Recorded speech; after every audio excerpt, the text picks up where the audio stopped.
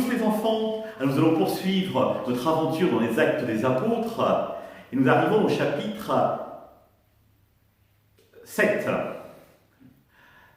Le chapitre 7 qui est un chapitre où on va voir une nouvelle catégorie de personnes arriver. Lesquelles?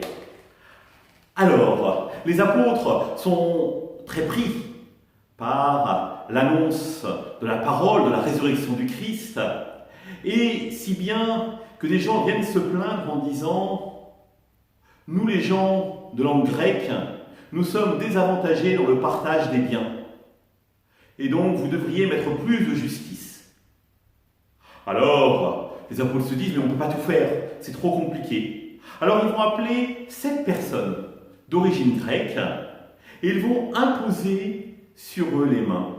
Et ils seront chargés de la solidarité dans la communauté. Ils vont recevoir le terme que vous connaissez bien de diacre.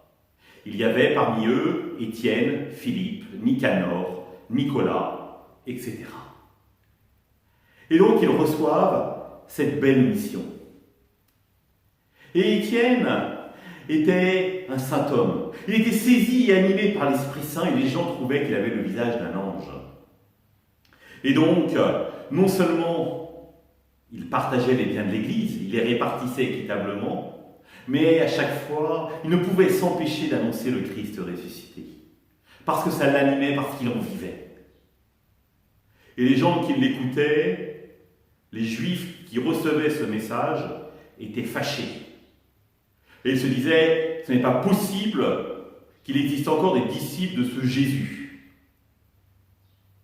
Et donc, il convoque Étienne devant le Sanhédrin, celui-ci arrive, il y a à nouveau les grands prêtres, les sadducéens, les pharisiens, les scribes, et donc il commence à interroger Étienne. « Es-tu vrai que tu réalises des miracles ?»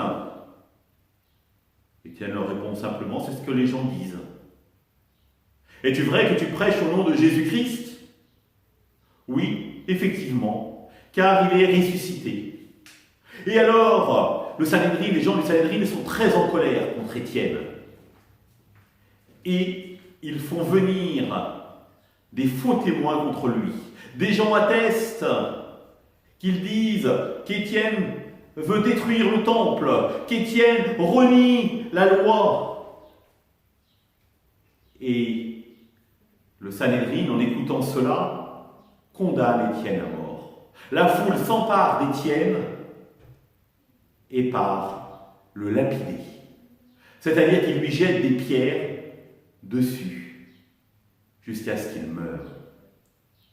Mais avant de mourir, Étienne lève les yeux au ciel et dit « Je vois le ciel ouvert et les anges de Dieu monter et descendre le long du ciel. » Et comme Jésus, il s'adresse au Père en disant « Ne leur compte pas ce péché. » Et il s'endort dans la mort.